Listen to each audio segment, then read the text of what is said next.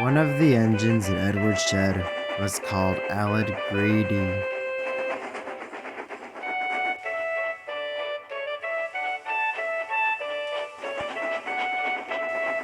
He was painted bright red, with a loud mouth to match. He never seemed to take much notice of Edward, but everyone took notice of Aled Greedy. They had to, for he simply wouldn't stop boasting about himself. Look at you all, painted in drab greens and mournful blues. Lucky I'm here to bring some vibrance to this shed. Edward chuckled quietly. The others groaned deafeningly.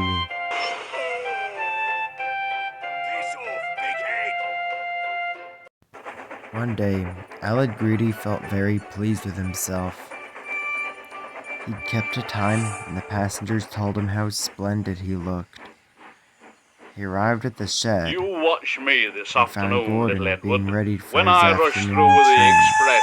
Off to fail spectacularly with another goods train, are you? Aled guffawed.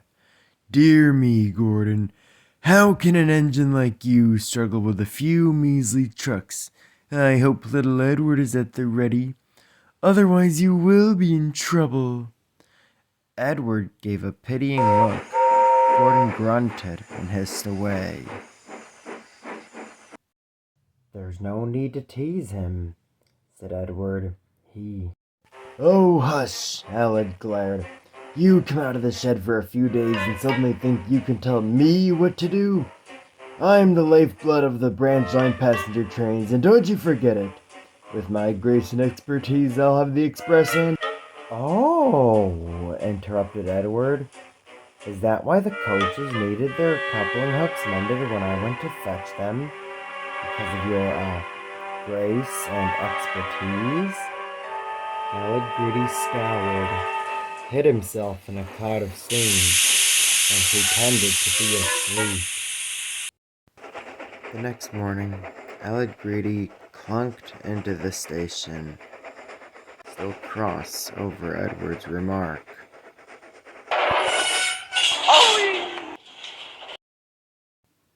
Be gentle, cried the coaches. Come quietly, Aled snorted. Silly little engine. I'll show him grace and expertise. Aled Greedy would show Edward something, just not what he hoped for. Along the branch line was a church. Its apple trees were well looked after, so that they didn't obstruct the line. That morning, some of the church boys decided to climb the trees.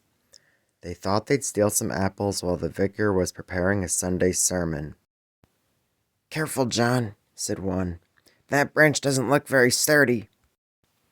Oh, it's sturdy enough. Just you be ready to catch the apples. Soon Aled Greedy came snorting along. He was still thinking what he would say to Edward when they next met.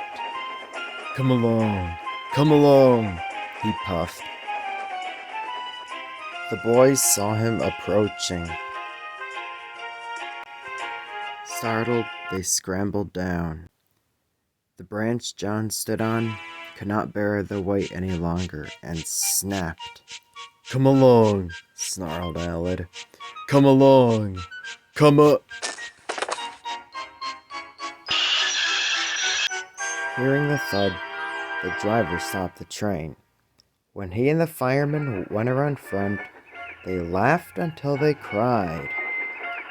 That's one way for us to get some peace and quiet, eh? Cackled the fireman. Apples were stuck in Aled Greedy's teeth. Both they and the branch muffled his cries of indignation. Serves him right. All that boasting gave me a terrible headache, smirked the driver. All day, Aled Greedy traveled up and down the line. The apples in the branch staying firmly in place. The passengers didn't think he was splendid now.